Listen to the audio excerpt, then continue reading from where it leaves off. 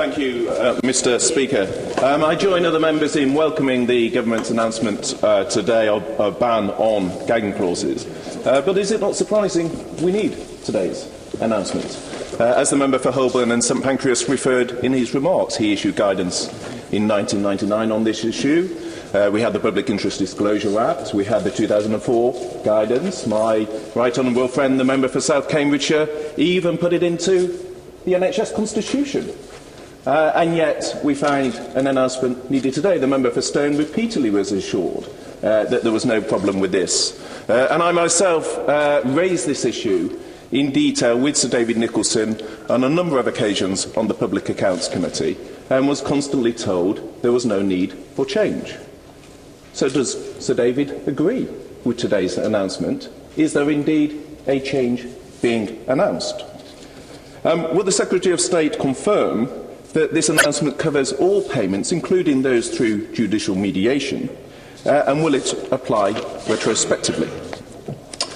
There seems, Mr. Speaker, a striking uniformity in the position of both front benches in telling us that Sir David is a wonderful manager. Yet, he didn't know about high mortality figures, even though they've been published in national newspapers since 2001, even though his own staff were logging into the Dr Foster data, even though they were high when he was actually the chief exec of the SHA responsible for mid-staffs. He didn't know about gain clauses, but he's the accounting officer. He didn't know about fixing mortality codes, and yet they're now subject to police investigation. He didn't know, as he told the Health Select Committee, about judicial mediation, a flaw in the system, and yet he is responsible for systems and controls. He didn't know about the Gary Walker case. The member for Bristol North West says she has concerns about the US reports. But once again, Sir David seems to not know.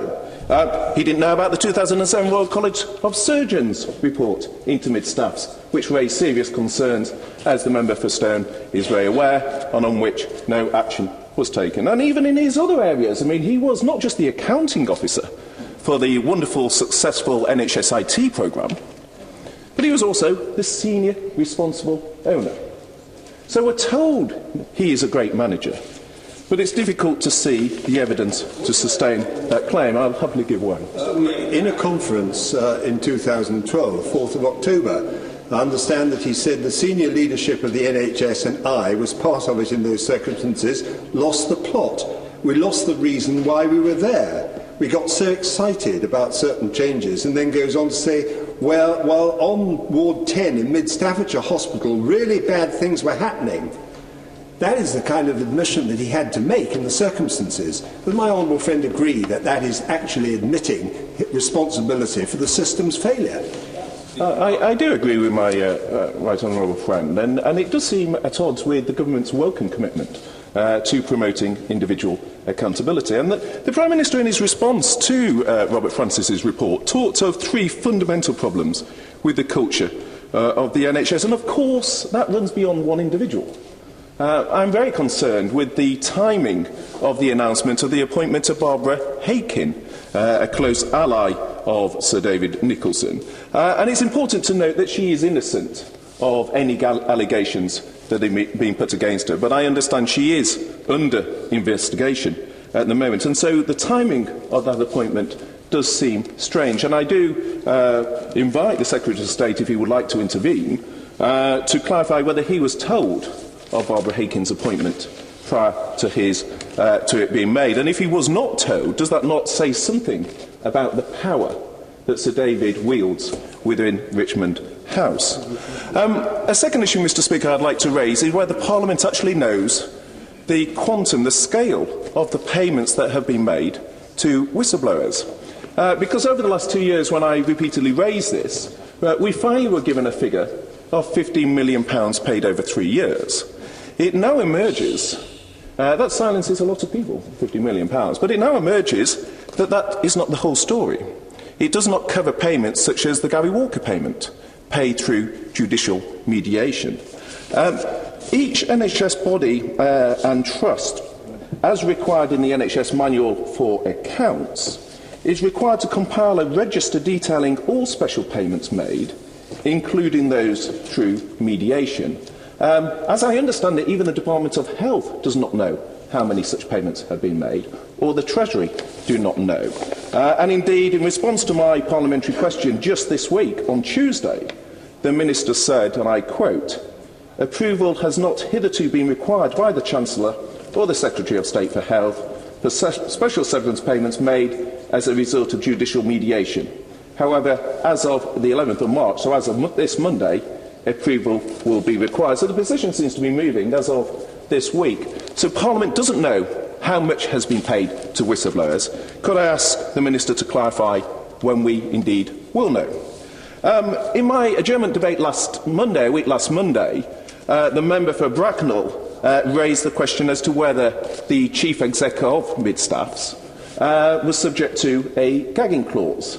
And we received a very welcome reassurance, Mr. Speaker, that we would get an answer to that. The member for Bracknell told me on the way into this debate that he has not received the answer to whether Mr. Yates was subject to a gagging clause. And I hope that we will get clarification on that from the Minister today. Will he give way on? I will happily give Is he aware that Mr. Yates actually left in 2009 with an £80,000 payoff and a six-figure pension lump sum before moving to a job at a charity called Impact Alcohol and Addicted Services based in Shropshire, and refused to give oral evidence in the inquiry because of a unique form of post-traumatic stress disorder? Where's his accountability? The honourable member is absolutely correct, and not only did he leave, as I understand it, with a significant payout, but he then went to work for a charity which was in receipt of Department of Health funds. And so I think it is a matter of urgency that we clarify the terms on which Mr. Yates left the NHS and what ministers knew and what senior officials, in particular David Florey, was aware of at the time of his departure. In conclusion, Mr. Speaker, my concern is we risk sending a confused message to the staff and the families of patients within the NHS. On the one hand, we say the culture needs to change, but on the other hand, we say the people responsible for that culture, the people paid significant sums to lead that culture, should stay. My honourable friend, the member for Totnes, is absolutely right. There is much within our NHS that we should celebrate and be proud of. But we do it a disservice if we are not prepared to identify where it is going wrong, to be transparent about the areas with high mortality, to be transparent about the existing culture, which has a chilling effect on those brave enough to speak out. Is it not informative to this House that the one person who spoke out on the Bristol inquiry and did so much good is the one person who's never worked in the NHS again? I think the challenge, Mr. Speaker, for this debate and in subsequent weeks is to ensure that this time the House learns the lessons which clearly were not learnt at that time.